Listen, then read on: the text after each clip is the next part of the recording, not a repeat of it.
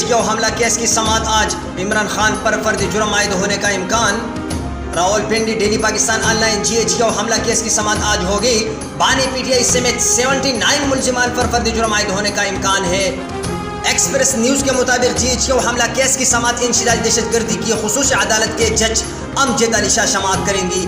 بانی chairman PTI کے خلاف سماعت 10 بجے اڈیالہ جیل ہوگی، جبکہ شیخ رشید، شبلی فراز، عمر ایوب سمیت 79 ملزمان خلاف سماعت کی چہری عدالت ہوگی۔